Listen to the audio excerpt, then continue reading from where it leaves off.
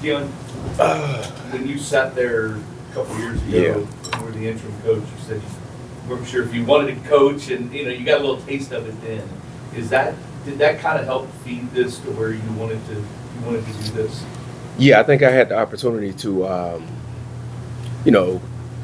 Josh Hurd and the university blessed me with the opportunity to be the director of player development, and I think that kind of kicked off everything for me, giving me the opportunity just to be around these young men daily, just to see their day-and-day life on and off the football field. And I think that was the easy part.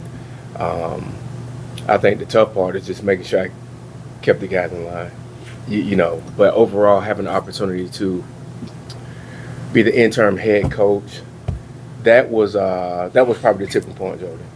Honestly, I truly felt that me being on the sideline with these guys and stepping out of that role, and also going through the meeting process with the young men, just trying to teach them the nuances of the game for the 2 weeks that I had the opportunity to do it. That was really that was vital for me, I think. But the most important piece was my wife and kids. Those guys, my wife and my two daughters and my son, give me the blessings to take this leap of faith, and knowing that I have a very supportive backbone, in my wife, who's been holding the fork down for years. Not only just me doing this, but also my years of playing in the NFL. She's been pretty much keeping the entire family together. The kids are doing an amazing job, and I'm super blessed. Trust me. This is one of those fields where it takes the strongest person in your family, in which that's my wife, and I want to say the same thing for all of these coaches who have an amazing supporting staff around them. It makes this job so much more easy. How do you think you can make an impact? What kind of impact do you want to make? Yeah. My biggest thing, look, all of us want to go into these things, and you look around, you see all these coaches, and they're great men and great coaches. Me personally, I've been taught by a lot of great men, and I have a whole lot of resources, a lot of tools, everything up in a lot of knowledge up in my brain. The most important piece, I'm just going to be myself. That's the most important piece I've been getting from a lot of my peers, a lot of my former coaches. Like, Deion, you're made for this. Just be yourself. Don't try to go in and do anything no different from somebody else. Be yourself, and that's all you can do. One thing I pride myself on is being able to lead men. That's probably my most important piece. I can sit in a room and I can chitter-chat with each and every last one of these guys, but the most important piece that I pride myself on is leading these guys. I think anybody can stand in front of you and give an amazing rah-rah speech, but can that person lead men? That's me, and that's what I stand for. Your impression on the guys that you have in your room? You got Colin coming back, Chris Bell back, a bunch of others, as well as some new portal additions. Your thoughts on the receivers in your room? I always had a lot of respect for those young men that was in the room, even when I was on the sideline as a director of player development. Me personally, I thought that Coach McGee did a great job with those guys, and he left me in good hands with the guys that are left. I think it's Coach Brum and the staff's job and the recruiting staff to bring the guys in. It's my job to just give them all the resources and all the tools to play the position and try my best to lead these guys to be the best version of themselves on the football field. And I promise you that I will do that. I mean, having the opportunity to actually plant my cleats in this backyard is probably something that I hold near and dear for myself. And I make sure I express that with those young men. Being a receiver at this university, you got to take a lot of pride in that. And I think the past 2 weeks, Rocco, how long have I been somewhat around? Probably like 2 weeks. Give or take. I think the guys see my passion and my determination and my drive to be the best coach for these young men, and they're doing the same thing as players. Yeah, what do you see being the biggest industrial learning curve from off the field goal to on the field? The biggest curve for me right now, I would say picking up the million plays that Coach Brom has in his playbook. That's the biggest curve. I mean, realistically, this is what I do. This is what I am. I'll pick all this stuff up. I'm just saying, as of today, is probably just learning all the plays in which I just left a 2-hour meeting, and we're just going over another 85, 90 plays, and yesterday did another 100. So I just think pretty much picking up the nuances, the verbiage. My biggest thing that I always tell these young men, the game of football is not going to change. What actually changes is the actual players. The game is going to be itself. Running slants, curls, hitches, and all that stuff will stay the same. Maybe the verbiage, and then the players.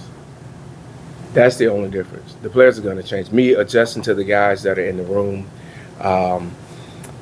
being that you have this cycle, this transfer portal cycle, that's probably the hardest part about it. You just never know who's going to be in the room this semester or next semester. With these young men having the freedom to leave at will. That would probably be the toughest thing. As far as the game itself, picking up everything, I'm not going to have a hard time with that.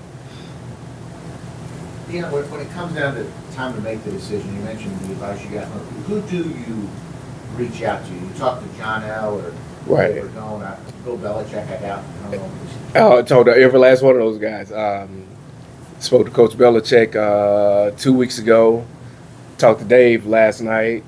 John L. is always in my ear, and speaking of, I wish I would have said this first and foremost, but my condolences and prayers goes out to Coach G and his family. He's another individual that I talk to countless of days. I mean, I used to speak to Coach G way back even when I was playing ball in the NFL. Just an amazing relationship that I had with him, and I'm truly blessed just to have spent the time and have been taught by Coach G a lot of things that he actually instilled in myself. But yeah, trust me, everybody can. I mean, I'm talking to every coach, all of my former teammates, all the scouts that I see who used to be coaches that are now scouting in the NFL. I just have a great circle around me, and I'm very blessed and thankful, to have great, amazing people, amazing coaches as well. Deion, a couple questions. First of all, how much were the current players advocating for you to get this job, and to when you go on recruiting visits, do you bring the Super Bowl rings with you? No rings. This is the only ring I get to take on the trips. Yeah, Miss Branch, she doesn't play that. So, but as far as the guys advocating, man, I think that's just all the quality time that I was spending with these young men that has always been the voice and the rhyme and reason for these guys wanting me to be a coach. As a director of player development, you get to spend countless hours with the guys. So I'm really not on the clock as to now. There's only so much time I can spend with the guys, without breaking any rules. Director of player development, I was able to spend countless hours with these young men. Really got the opportunity to know these guys in and out, on and off the football field. And me just having the knowledge and the resources that I can give to these guys. And I did it pretty much for starting with your quarterback all the way down to your specialists. So I didn't pick and choose guys. I wasn't biased towards none of these young men. I love each and every last one of those guys in the locker room. So I think it was pretty much from day one when the job was available. I think all the guys were pushing for it, and I'm very thankful for those news. Deion, you said you've been around, you've been coached by so many individuals. What's Deion the coach going to be like? What do you think you're going to, when spring ball gets out there, what are you going to be like? Joe, they're going to get the same guy, the same director of player development guy. The toughest thing about this, and I actually, I had a moment once I came in and did the interview with Coach Brom, and me knowing that director of player development title was going to be stripped away from me, and me not having the opportunity to engage with every position, every young male on this football team. That was probably the toughest thing about it. You know, I'm stepping away from this role, and now I have to truly focus on 12 to 15 guys. More so, unlike I'm just now, I felt like I was leaving 100 kids. You know, and that was a tough part for me. Every day I still struggle with it because I want to help each and every last one of these guys. But overall, Jay, they're going to get the same guy. I'm going to always be open doors to these young men and give them the best advice I possibly can. As a follow-up, and like you just said, what that job Yeah. means to you, the other job, Coach Braun said Mel's going to move into that role. What, Yeah. you know, what, talk about him. I know you've spent some time with Yeah. him, you've known him for a long time. What's he going to be like? I have, man. I love Mel. Mel is a former player, and I think that's the most important piece. You know, when you get guys who are very prideful and about their university, their alma mater, man, that's the most important part about it. I think Mel, ain't no thinking it, Mel loves those young men the same way, and he's very passionate about it. He's very passionate about this university, as I was. But they're going to get a very, very, very passionate guy. I was more reserved and a little bit laid back. Mel is going to be a little bit more up in their face. So I'm super excited to see that. But it's all pure love, though. It's all love. And I think the guys know and understand that. Just when you talk about when you coached the Fenway Bowl, you said you were retired for now. Did that just kind of give you a little bit of itch, and are you still going to be on to the players? I'm sorry. Just did that Fenway Bowl give you a little bit of the itch to? Oh, yeah. I think it did give me that itch, also that sense of urgency to know that, hey, I know for sure that I can do it. And I understand that it was more on the interim role, because I also found the interim role kind of weird. I mean, they were still coming to me asking all the questions at that time, Josh and Miss Robin. I was just super blessed to have those individuals alongside with me to help guide me through the process.